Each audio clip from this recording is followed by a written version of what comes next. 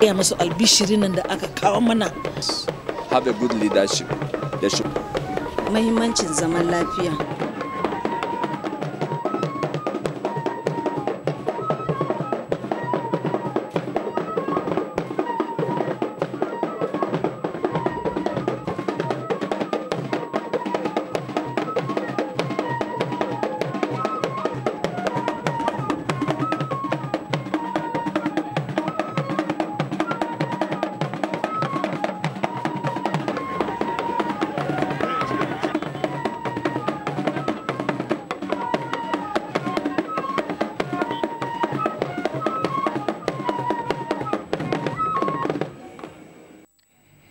You're welcome to the maiden edition of the program, Living Together Peacefully. Today we shall be discussing achieving peace, stability among various ethnic groups in Kaduna South, supported by USAID and Nigeria Early Recovery Initiative, who are not taking conflict situation lightly at all. Every community desires peace. Without peace, there will be more of anxiety, there will be less health, people will be battling with health because anxiety will be too much in the community. There will be less growth, there will be less proper flow of communication. So every community is not debatable for them to live peacefully. With me in the house today, I have two experts that are into peace building and conflict resolution. You meet them in a moment. But before then, this program has a session where they will be phoned in. You will be free to call, ask questions, give us information about what you think. In fact, we are going to be discussing together.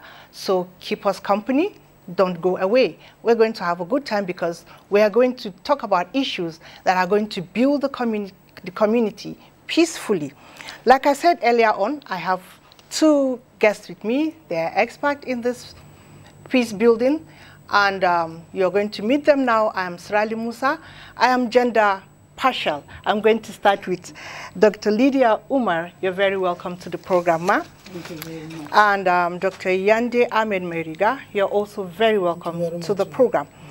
But before we go into the program proper, I want us to listen to what the audience are saying about this.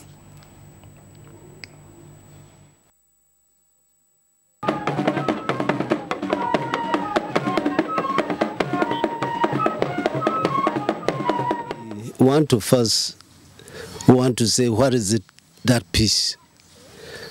Peace is a will from the heart that cannot be purchased in the market. And peace is best seen when two people or more are living together. They live in acceptance of one other culture, religion, whatever it is, that there is an acceptance between the two or more. And I want to say, for peace, it is a will between people to live in understanding, to live in support of one another, to live in support and trying to see the progress of one another. And so I see peace as a vehicle of human life. I think all we do and say is prayers because we want peace in our land. On my own, what I am doing there is, although I work with Missionary Assemblies of God Mission, and secondly, I work with the children ministry. Anyway, I see something that is not going wrong, is not going well, I will stop and ask. I say, what is the problem? If I have the means, I'll say, okay, take this, it will help you. And again, I advise people to do the right thing and to stop blaming others. It's not impossible to get peace. It's not impossible. I know that if people are honest within themselves. It may interest you to know that generality of the people, they want peace. Because if there is no peace, there is no progress. So wherever you go, you find out that from the younger ones to the older one, all of them, they are talking about how are we going to achieve peace. There are so many things we are going to do at our own level. you know, at the community level, and then the government should also do their own.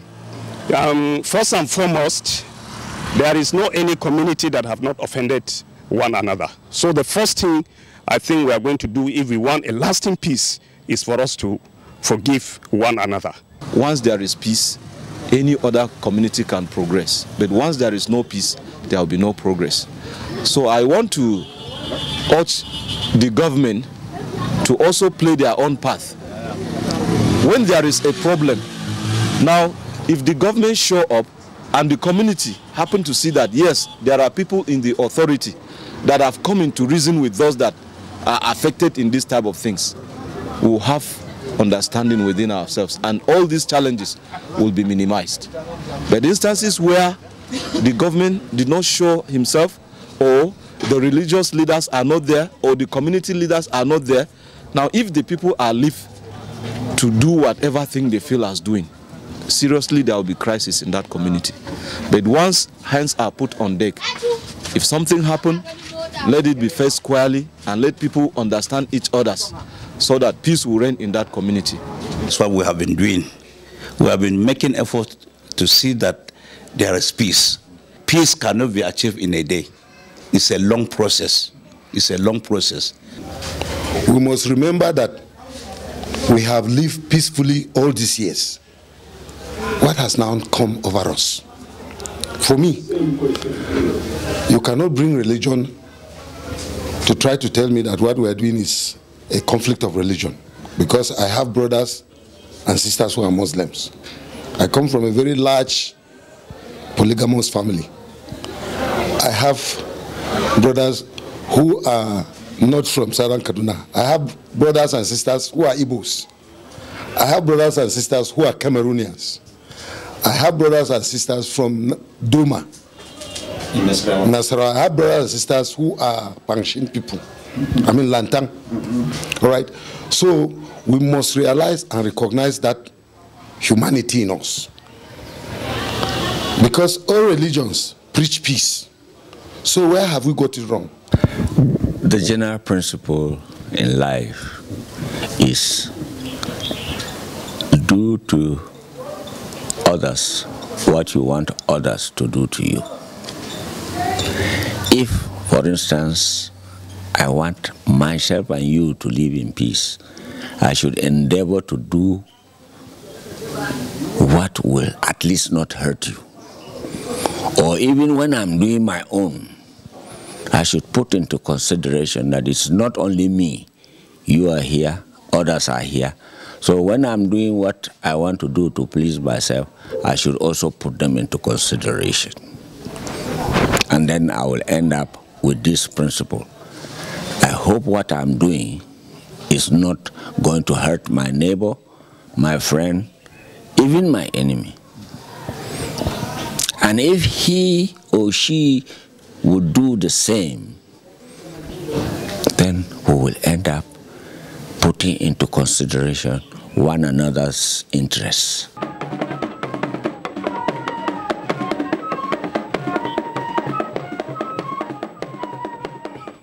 Well, we've heard from the people. Dr. Yandi, I'm going to start with you.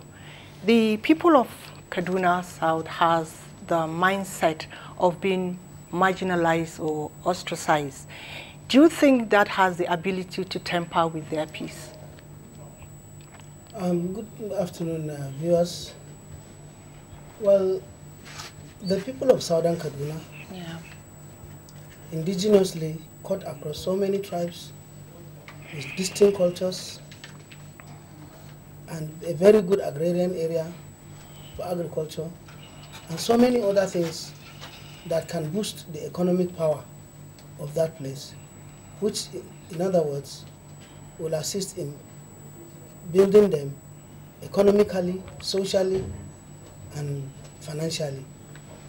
And history has it that where two people live, certainly there is bound to be some misgivings, misunderstandings based on human nature, antecedents, and suspicion, as well as sometimes disbelief in other things what other people does. But the general point is that when you look at the cosmopolitan nature of Southern Kaduna, I was born there, I'm an indigenous of Southern Kaduna, I have lived there for over 60 years. So when you look at our historical perspective on how we lived, particularly the tribes that makes up the southern part of the state, which in sometimes again you find that conflicts abound within them, like the indigenous tribes, the indigenous Hausas, the indigenous Fulanis, and some other Nigerians who come there for a livelihood, lives peacefully. So when one has the potential of monopoly of either the economy, the politics, the educational sector, the health sector, and lack of provision of essential services such as hospitals, good schools, good roads, good economic infrastructure, good markets for people to interrelate and communicate, obviously it amounts to marginalization. So if you look at this concept and you look at the contribution of the people of Southern Kaduna to the growth and per capita income of Kaduna State, and the brains the Southern Kaduna people have in terms of people who are into economics, into academia, into the military, into other various aspects of human life, one can summarize and say, based on social infrastructure and the needs of human nature and what one needs to live as a human being, based on what is provided in the Constitution of the Federal Republic of Nigeria, 1999 as reversed, one could summarily say, to a larger extent, Southern Kaduna is marginalized. Thank you, sir. I will still come back to you, but I just want our audience to know that we are coming live so that they will keep us company because we'll soon get to them. We're talking about marginalization and you have itemized a lot of things, sir.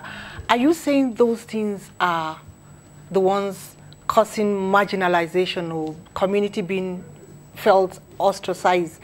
I thought they have their own capacity to provide that you have said. Is that enough for them to feel that way? Government has a role. Okay. In whatever we do, we are being, managed, controlled, directed, and redirected by government and the laws that provide for citizenship and, good living and interpersonal relationship, good communication, and provision of these essential services, which are basic facilities that government must provide. So if A has it and B doesn't have it, he will feel, disenfranchised, and it amounts to marginalization. What I'm saying in essence is, if you go to Southern Kaduna and you look at the cosmopolitan nature, you look at our roads, you look at the agriculture, you look at health, you look at all other infrastructure compared to so many other places. By the way, let me ask, is Southern Kaduna not enough to have a teaching hospital? Or if a teaching hospital is not there, can't it have a specialist hospital? Look at the market. I was born in Samarukata. Go to that place and see how the market still looks like. What is happening?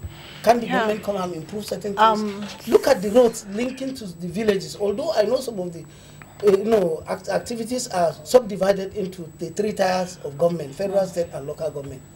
But again, if you look at it, an average local government chairman in a larger context does not have the wherewithal to be able to develop the villages that are under his own jurisdiction. And if it is the state, they get all what they get, but sometimes in the distribution of the wealth, evenly based on maybe population, based on needs, based on wants, because it's not everything that you want that you need. Yes, so in Southern Kaduna, there are a lot of things that we need, not necessarily what we want, that are not there. So as long as these things are not there, and sometimes you peep into other communities and discover that some of these things are there, you feel differentiated. And to a larger extent, sometimes it breeds bad blood. And once bad blood is bred, and the youths are there who will want to dress like every other person, eat like every other person, hold good handsets, go to the good schools, everything is not there. What happens? They are the vulnerable people. And when situations come where it is not acceptable, they are the ones that take the daggers and go to the street and start destroying this and that. So definitely, if the youths are not empowered, the women are not empowered, we end up in refugee camps, or what we call them IDP camps, and the rest of them. Certainly, I don't think if peace will ever reign in such societies. But again, let me quickly say that this type of unfortunate situation that we find ourselves does not only reflect in Southern Kaduna, it is all over the state, in fact the nation, and in fact yeah, we'll come to that side. In fact, I am glad I poked you the second time because you had a blanket over you, but right now you are uncovering yourself, you're taking off the blanket, and you're coming out properly. Madam, I actually want to have your own opinion about that. What's your take about this marginalization and ostracized and all that? Is it still coming from his angle, or you have your own perspective to that? Okay. Thank you very much. Yeah. I would say as a practitioner, as a peace builder of over 20 years, I have come to realize that if you talk about marginalization, you are just focusing on one aspect that is a cause of conflict. But before I comment, I would like to say here that we need to remember that conflict is like part of life. It's part of daily living. Even if you are only two in a house, you are bound to have a little conflict here and there. But our focus is that conflict can be resolved without resulting into violence. That's just the focus. Yes, there may be conflict. Yes, people may feel marginalized. But how do we respond to what we feel? How do we respond to our perceptions about certain things? As long as we are able to respond to it constructively, through communication, through dialogue, then conflict will be seen to be profitable, to be useful. But the moment we take up arms and go into violence and destruction, that's where I particularly have an issue with the matter of conflict. But I know that there are certain forms of conflict. If I ask you now, if you've ever had a conflict with your husband, what happens after resolving the conflict? Better understanding, better communication. You know, so there is a possibility of that it can be productive. And that's where we are focusing at. Having said that, I think generally in terms of causes, even in Southern Kaduna or anywhere else, experts we have agreed that there are actually just three broad causes of conflict. The first one is conflict over limited resources. And in Southern Kaduna, and I would like to commend NERI for what they have done, because they've opened up our eyes to see. You know, we were just a committee that was constituted after a 3-day meeting in Kafanchan. That had over 1,000 people from Southern Kaduna themselves. And they now gave us a mandate, a 10-person committee, 5 Muslims, 5 Christians, to go into Southern Kaduna and see what we can do to bring about peaceful coexistence, which will amount to sustainable peace that we are discussing today. And NERI did so much. They offered us an opportunity to go around the 24 chiefdoms to hear and to listen. I'm telling you, there's a lot that can be resolved just by listening to others, communicating with others, and finding out their own perspective, even about this marginalization. Some people will say, no, they are not marginalized. Others will say they are marginalized. But I am saying that some of the conflict we have identified in Southern Kaduna as a result of limited resources. For instance, the harder farmers crisis that we have been dealing with has to do with limited land, resources, water, and so on. The farmers over their land, the herders wanting green pasture and water for their animals. The second one is psychological needs, conflicts around psychological needs. We have found out in Southern Kaduna. So maybe now you're drifting to solution, not really the solution, the cause now. The cause is when there is psychologically you feel marginalized, which is the word you are using. If you feel excluded, if you feel not recognized, if you feel not respected for whatever that you are, definitely conflict can arise as a result of such feeling, feeling. And lastly, we have discovered also in Southern Kaduna, like in other places, that conflicts can come out and can can emanate from the issue of values, our value system. You know that in Southern Kaduna we have more than 67 ethnic groups. Yeah. However, let me round off this session by saying that when we got that opportunity in Kafanchan, the 3-day summit that was organized by Reverend Pam and Bugoro of in Abuja, we found out that it is possible for whether Christians and Muslims, herders and farmers, or whoever to live together. Why? We were divided into groups and we were asked to identify common ground. What is it that we respect Muslims for? Christians were supposed to do that. The Muslims were supposed to, and we had a lot of common ground.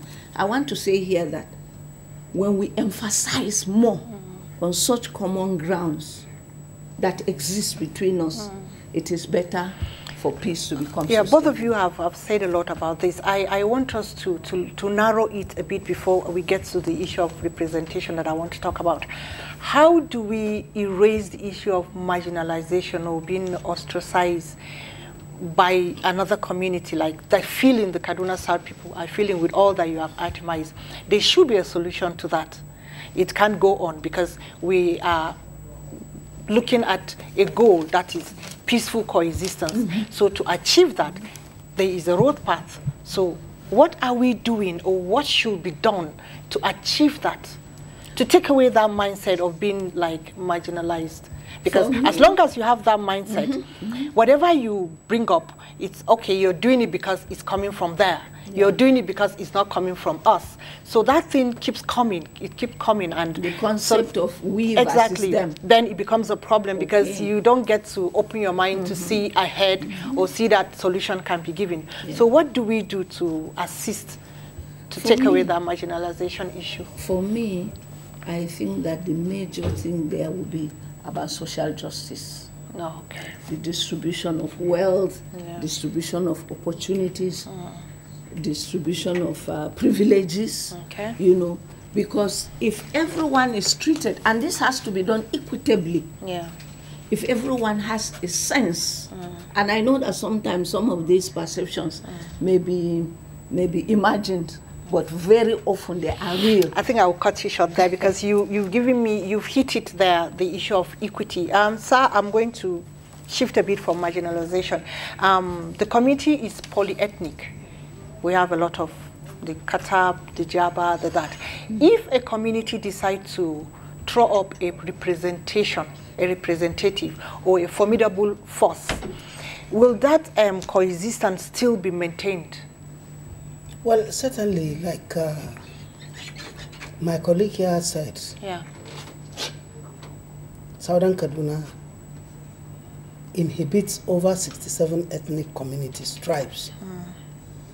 And let me say emphatically that that word peace, it doesn't have any alternative word than the peace itself. It can be debatable, exactly. It can be manufactured, it can be made, it can be nurtured.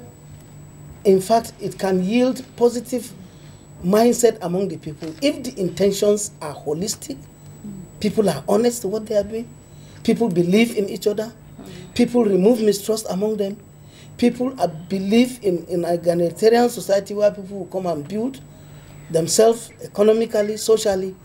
If all this cohesion is put in place, and then with proper enlightenment coming from people who stand unbiased in trying to educate and, you know, put across the people issues that will rather contaminate them or pollute their mindset, but positively make them to arise to the challenges of today in the 21st century and other challenges that will come that will improve their nature.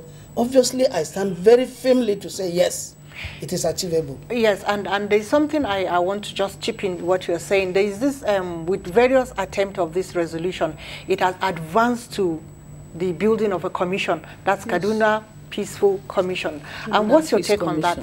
Kaduna Peace Commission, excuse me, sorry about that. What's your take on that? My take on that is that it has actually come at an appropriate time. Okay. And that Peace Commission, ably represented, ably led by my sister, Priscilla, has done a lot to mitigate, to cope, to, you know, curtail certain of the social vices that could have hit it, if not because of the commission and the coming up of the Southern Kaduna Joint Peace Committee, which we are standing in here and speaking with my sister for and on behalf of it, working in partnership, in cohesion, and trying to, you know, direct and redirect the mindset and thinking of the people of Southern Kaduna. With the polarization of the situation, obviously, things couldn't have been what we are saying now. Yeah. We could have been either talking of how to manage certain unmanageable situations that could have come out of people not, you know, not so satisfied and feel they can go into any level to make ends meet, either through peace or violence.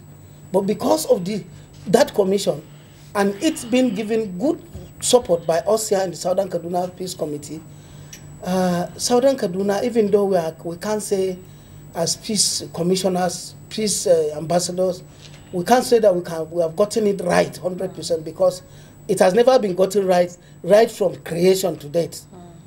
Jesus Christ lived with his people. We know what happened. Yeah, but we can still get it right. Yes, so we are actually on the way. And I want to believe that what we are doing, if people will change from negative attitudes to positive attitudes, and believing that whatever happens through violence can be settled through the round table. And that even if the violence happens, even if it is a war, the end of it all is that people will still come back to that round table to settle. I want to say, particularly with USAID NERI and what it has done in Southern Kaduna, like my sister here, Dr. Lydia, have said, honestly, those development partners, if they could come in and do what this organization, NERI, USAID, have done to some of the communities that hitherto never saw the light of peace among themselves, and they were brought in dancing. I wish there was time where we play some of the videos of the reconciliations, and you see what Southern Kaduna Joint Peace Committee and what the Peace Commission have been doing in mitigating all these problems. I want to tell you, right now time is putting a rope around our neck, but I want you to, in a nutshell, before we give room to the audience to tell us their own contribution too. You touch a bit on the commission, that is, do you have something different about it? But then I want to ask a question. Is the ethnic diversity a plus to the Kaduna South? Because if there is ethnic diversity, is it bringing us together? Is it a plus, or is it causing segregation within? So I want you to put it like you always do, punchy. Yeah, thank you very much. You're welcome. I want to say that the 67 ethnic groups have been living together like that for ages. It could be manipulated to look like the problem, but actually it could also be used to look like the solution. Because like the Peace Commission, the work it has been doing is actually getting the communities to build resilience. Building resilience, which is part of also what we've been doing, is getting the communities to understand that they can adapt and find non-violent approaches to resolving issues when they come up. It depends on what we want to use the ethnic groupings for. If we want to use them for destruction, we can. And I'm sorry to say, but a lot of accusations we have had is that politicians have used this ethnic device to actually worsen the situation. But I want to say that we can, as peace builders, we can use it actually to unite the people. And I want to briefly say here that for us, there's a need for a paradigm shift. If you look at Southern Kaduna, not Kaduna South, Southern Kaduna. Kaduna South is where I live now, in Kaduna here. But Southern Kaduna, if you go to any community, you find that the emphasis is about what do we do to resolve this conflict? What do we do to resolve this conflict? I stand here as a peace practitioner and say we need a paradigm shift. We must begin to move away from resolving the conflict to building peace, so that the conflict does not even arise. Build peace, put blocks of peace in place. All the things that are needed to promote peace, those are the things we should be doing, and not waiting for now at the best, whether government or non-state actors. What we've been doing is more of reactionary. We need to be more proactive, dealing with issues that have been identified, and you cannot understand an issue if you do not do a conflict analysis, which is what is needed in Southern Kaduna. There must be conversation, there must be constructive conversation with those that feel that they are marginalized. What are the issues? Analyze those issues. With that understanding, we'll be able to come up with the appropriate strategies. Yeah, thank you very much. Without a conflict analysis, you just assume people are just being political, they are just wanting to spoil government and things like that. Exactly. Well, as we're still talking, I just want our audience to know that our phones are open. They can call to give us their own ideas, ask questions, but before we get a call, I just, on a lighter mood, segregation is not proper, but choosing a friend is the best. How can our religious leaders come on board to make sure peace is sustained? Because they are playing a very major role. People listen to them. They have their own kind of congregation too. They have their support. There are people that listen to them. So how do you think they can come aboard to sustain peace for us? Actually, for me, I think the traditional and community leaders and religious leaders are one of the critical factors that we need in this quest for peace. Why? Because they are on ground with the people. And there's hardly any individual in the whole of Nigeria that does not have a religious leader. Each one of us belong to one religion or the other. So they have a huge... I think a call is coming. Followership. Hello? Hello? Wow. I'm sure they'll still come back. They have a huge followership. And the ordinary citizen. Yes. Excuse me. Hello? I think it's a network thing. The ordinary citizen believes in a religious leader, so that whatever they say, the people, they carry the people along with them. So what is important now is because although they let me take this call. Hello? Hello? Yeah, thank you. Your name and where you're coming from, please. Hello? My name is from Kaduna. Your name is? Ayo from Kaduna. Okay, you're welcome to the program. We can hear you, sir. Yes. Yeah, well done. Thank you. Yeah, well done. Please, I want to talk to, the problem we have in Kaduna State. They don't understand each other. That's the problem. Okay. Because the religion cannot conflict. The two religions, they have peace. So, what we need in Kaduna, more than the Southern Kaduna, they need to love each other. They need to operate in a place where there is a good level where government and the people of Kaduna State will understand themselves. What I believe is that love is very important. The conflicts that happen in Kaduna State is because there is no love of each other. Even the people think that maybe the government has problems with so many people. It's that they have to get what they need is to love the government of the day and the government of the day to love them. At the end of the day, there will be breakthrough. All this problem that happens at the Kaduna, killing every day. The solution is to look for the root of the problem. Okay. Thank you very much, sir. Please take that, sir. You heard what he said. Yeah, I heard what Another he said. call is You coming. see, to respond quickly to what the gentleman said, it's very obvious. Like, you remember in my introductory remarks here, I brought the issue of government versus the people, the versus people versus... We're in a democracy. And democracy, as the politicians define it, is a government of the people, for the people, and by the people. Yeah. So where this segregation does not follow, there's a problem. Then, for peace to actually reign and come back in Southern Kaduna, the bottom line, you see, it's not a debatable issue. There are issues that are palpable, we can feel them, we can touch them. Yeah. Where there is no unity, there can never be peace. Okay. And like you brought in the issue of religious leaders, the bottom line is that people so much believe in religion, in some of the religious leaders more than their own parents. So when they are preaching both in the mosque and in the church, for God's sake, I want to appeal that what the pastor or the imam will say at the tabernacle or whatever, and tell them, the Bible said, the Quran said, should be what he should tell them when they are in a congregation in his house or everything. Because in most cases you discover that what they preach in the church and mosque is not what they come out and tell their people. And these youths that are so vulnerable, so much believe that what the pastor said, what the imam said is the ultimate. And once it derails from building the child or the children positively, these conflicts are there. That's one. Two, the religious leaders. The religious leaders' role is very, very paramount because they are with the grassroots. And as long as they don't try to ensure that anybody who comes into that community, where is he coming from?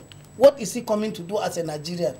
Because the Constitution of the Federal Republic of Nigeria allow anybody to say wherever and do a legitimate business. Once these things are not there, certainly conflict is bound to abound. And our own as peacemakers is to ensure that we look at all these things, these threats that are detrimental to peace, to be able to address them. And like what we discovered in the peace meeting that time in Kafanchan, most of these things certainly squarely comes around between wealth acquisition, wealth sharing, believing in each other, and what perspective people have and perception about other people's faith without actually respecting them, is some of this narrative that has been bent to peace in Southern Kaduna. And I want to say finally that once this is done, as a peace committee and peace building people, and the people, if they are ready to change and then abide by methods and ways in which that peace will return, they will certainly go.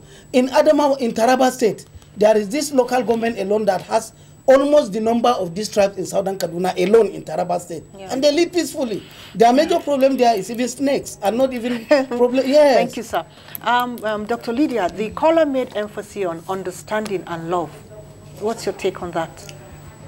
These two things are very, very critical. Yeah. Because almost every conflict comes as a result of misunderstanding. So understanding, yes. Love, but love cannot come automatically. Love comes from trust. Yes. So when he was talking, what I was feeling in my system is that there is an issue of, there is a trust deficit. Okay. Trust deficit between the government that he was talking about and the citizens. The Southern Kaduna people should be able to trust the government. The government should be able to trust the Southern Kaduna people, that yes, these people are saying they have an issue. Let's listen to them. What are their issues? Find out whether they are real. And then let the people also, the moment that... I want you to hold that. You are going to continue. Let's take this call. Yes, okay. Hello, you're welcome. Hello? Hello? Your name and where you're calling from. Hello, I can hear you. Hello? Hello, I can hear you. Hello? Network. You know, for me, and mind you, I'm very partisan in this discussion. And in my work, I have been very partisan. I don't belong to any political party, but I want to say that once a person has been elected and you become a public figure, because all of us are under you, you must, in governance, elections are over. In governance, you need to treat each and every citizen equally, because the Constitution there's a call coming in. Clearly puts it there. Hello? Yes? Hello, Inagja, please can you speak in Hausa? In English. In English, sorry.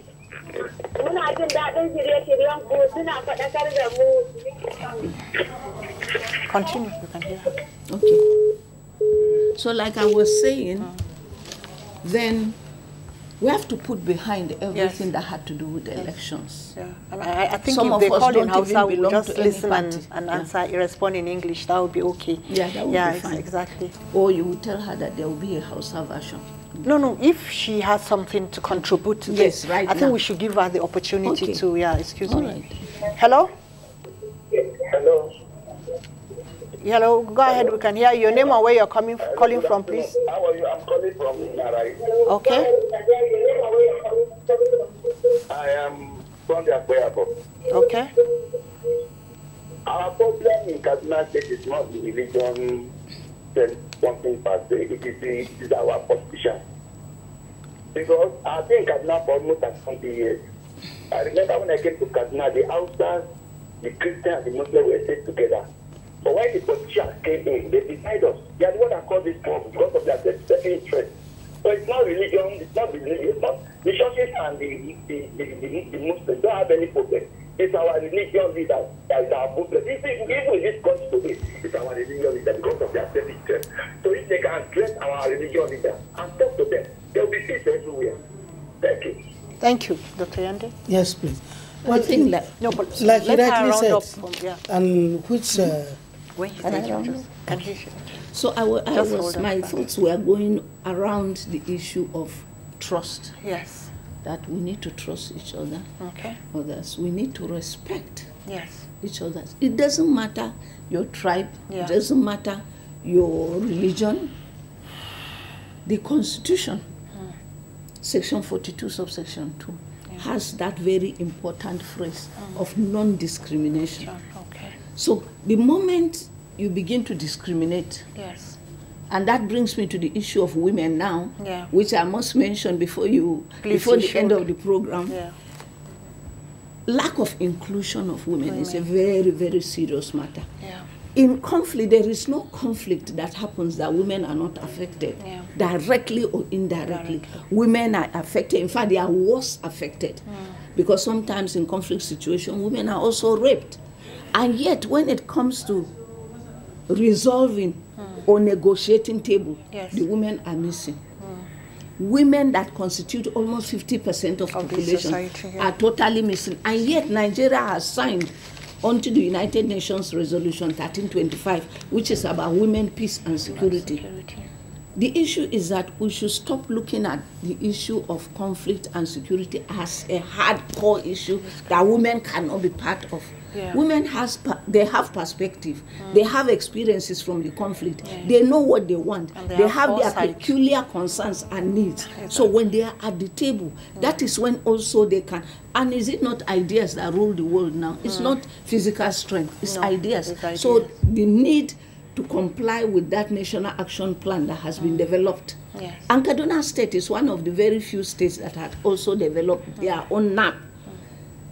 We need to put it into practice. We need to implement it so that women, whether in committees, I'm very happy that at the Peace Commission, women are doing us proud. Thank you very much, Ma. I think you briefly answered the caller's question. Like the caller was trying to energize the problem mostly attributed to politicians. Well, to a larger extent, if you look at it, even before the advent of the politicians, even during the military era, crises were still abounding, particularly the southern Kaduna itself. So it might not be, scientifically true completely or to a larger extent. While I'm not saying politicians have their own share, but the crop of the whole problem in this country emanated right from when the white man left this country and handed over everything to us. And the manipulation whatever started during that time. The military did not help matters at all, let's be honest to ourselves. So, but you see, today we are not looking at the problems. As peacemakers and conflict resolution managers, we are looking at it. We are here in this studio to proffer solutions on how to, bring this thing to bear so that we can live in peace, for God's sake. And one of those major things is to, as much as possible, give these traditional rulers a position and a bearing where they should belong in the Constitution. And even if the Constitution does not provide for it holistically, acts and edicts can be provided by states to ensure that the traditional rulers are given a particular role to play, action to do in mitigating problems. Thank you, sir. Hello? Hello? Hello? Let me just add. Then secondly, away from the traditional rulers, opinion leaders in the communities has a very great role to play. Like in Southern Kaduna, where I come from, we have a lot of military retired generals. We have technocrats. We have captains of industries. We have everybody in Southern Kaduna that needs to harness all these things in ensuring that certain things are put in place, not necessarily waiting for government, to ensure that these youths are empowered. Like, for example, if you look at some of the projects that were put in place before some government came, like during the Balarabe Musa era, like the Kacha Jinja, the Ikara food, whatever, all these things, if they are put in place and properly harnessed, the youth can have something doing, and it will reduce all this roaming about and causing problems. Then the youth themselves will be empowered in all these skill acquisition programs. I cannot cite most of them. They are mostly cited in the cities. Most of these skill acquisition programs should be taken to the remotest areas in Southern Kaduna and elsewhere in the state, so that these youths be engaged, because an idle man is the devil workshop. Yes, thank you. Once it is there, I can see Dr. Lydia is anxious to say something before we get another caller. We'll find something doing. And again, the mothers who during these conflicts are the ones that are left with the babies, the husbands are being killed, they run to IDP camps. When you go there, facilities are not there, water is not there, health facilities are not there.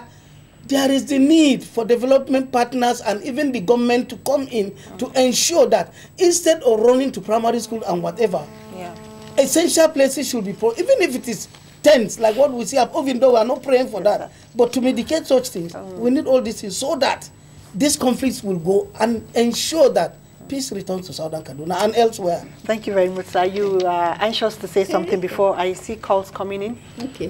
What I'm trying to say is that all of these institutions and individuals that he has mentioned and organizations, that's okay.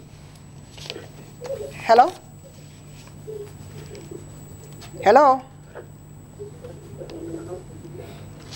Hello? Hello? Yes, I can hear you. Hello?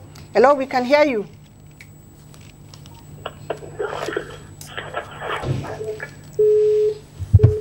So I was trying to say that he has mentioned a number of institutions, like the traditional rulers, religious leaders, youth, women.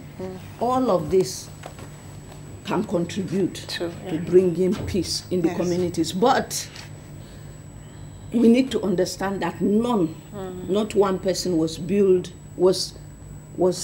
birth to, let me put it directly, with any kind of skill to resolve conflict. Therefore, the need for all of them to be trained, capacity building, and in what area? In the area of skills.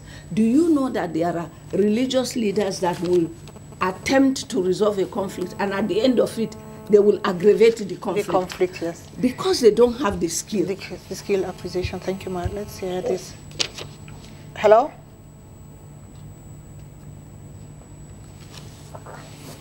Hello? Wow. I'm referring to peace building skills, conflict resolution skills.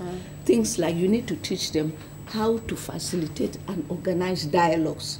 Dialogue is very, very key in Southern Kaduna. Unless you get people talking, it is not possible from a distance. You think you understand yourself.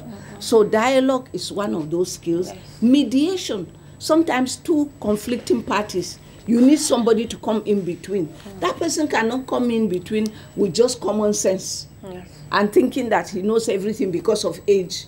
Age does not give you skills. No, it can give you experience, but they may be faulty.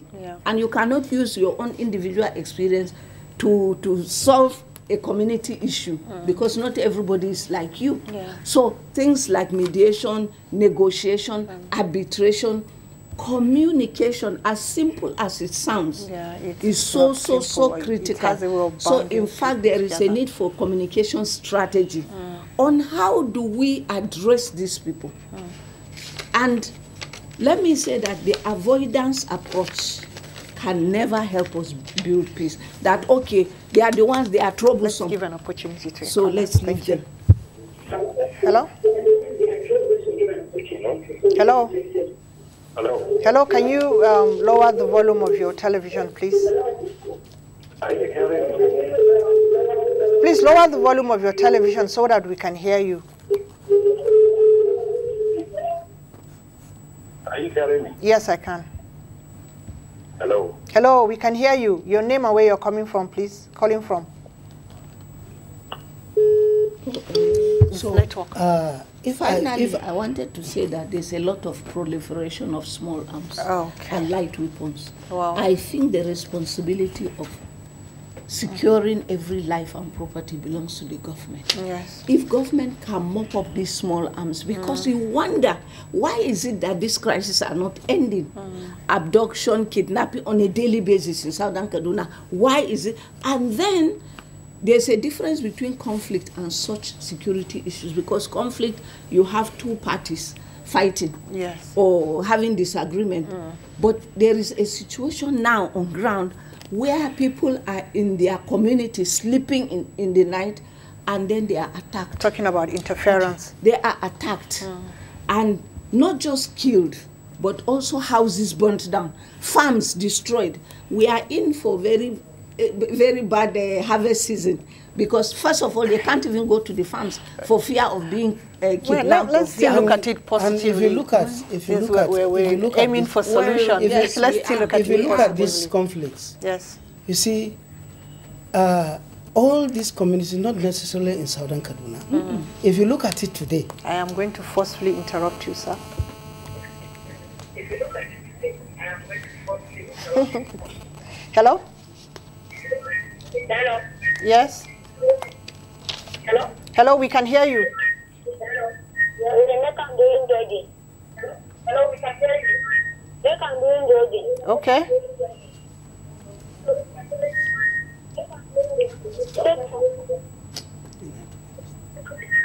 But can you see? What is it here?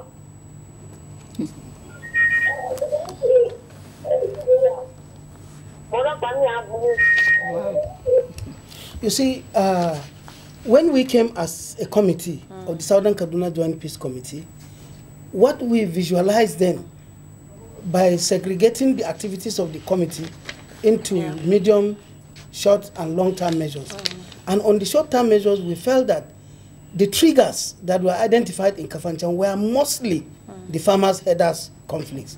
So we decided now to say, okay, if we mitigate this, where do we go? We made sure that we taught the whole emirates and chiefdoms in Southern Kaduna. And by the time we went, our message was simple. Introduce ourselves, seek for their, their prayers, their guidance as traditional rulers, and then use their own officers under them, the ROs, the district, the villages, whatever, to go into the villages, particularly the ROs, to talk with their Fulani people who are migrating northward, southward, or southwest, northward. I want to tell you that conflict can be mitigated. Sure. My colleague here, Dr. Lydia, is a living witness. By the grace of God, during the migration from the northern to the southern part, throughout that movement, we didn't hear a single community from anywhere in Southern Kaduna reporting that there was farmers-herders crisis, so it can be stopped. They were also coming from the southward, northward, which just ended recently. So we can understand that that long terrain history of farmers-herders conflict was the major trend of lack of peaceful coexistence in Southern Kaduna. Let's give opportunity for a last call, because our time is actually... Hello. Hello? Hello, we can hear you. Hello? Ma. Yes? Ma, help me tomorrow.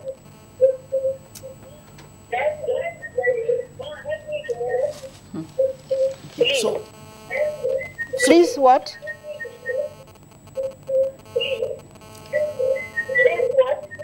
Morning.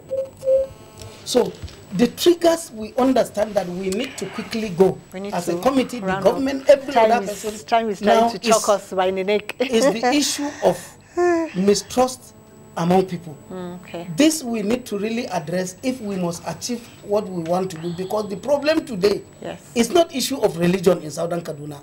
If you look at what is happening in Zangon Katav local government, to be precise today, it's neither religious, it's neither tribe, but maybe some things in there within the community that have a long history which they feel they still need to settle. Yes, and that is why we can go on and on and on and on and on, but you know, time has a way of choking you. Calls are still coming in and all that. I don't know if you were trying to say something. 1 second, we don't have the time at all. Okay. Maybe so I'm just being gender partial. If we really need sustainable peace, yes, what we need to do is to work towards helping people to understand that yes, conflict will always be there, but you don't need to resort to violence. Yes. You can use non-violence approach. Government should take development where it is needed. Yes. There should be social justice, and then I want to put it lastly on the lap of every individual. Yes. Peace starts with you, and it starts with me. Exactly. What can I do to promote peace? Yes, actually, peace starts with and what will all of us. What will the communities do in order to sustain not just peace, but to be able to nurture peace and to ensure that the weapon to success, the weapon to development is holding peace? Yes. We could go on and on and on, but there's still an opportunity. Zaman Lafiya Tare is coming up tomorrow. Those that want to call in Hausa, you have an opportunity to do that. Even the English that can speak Hausa, you have an opportunity to do that. Thank you very much for your company. We have done it without you. Thank you very much, sir, for your company too. And we have a lot to say, but by the grace of God, the issue of peace will come to play. As long as it's work in progress, peace for you, peace for me, we work together and have an understanding and love. On behalf of myself and the crew, we're saying thank you very much for your company.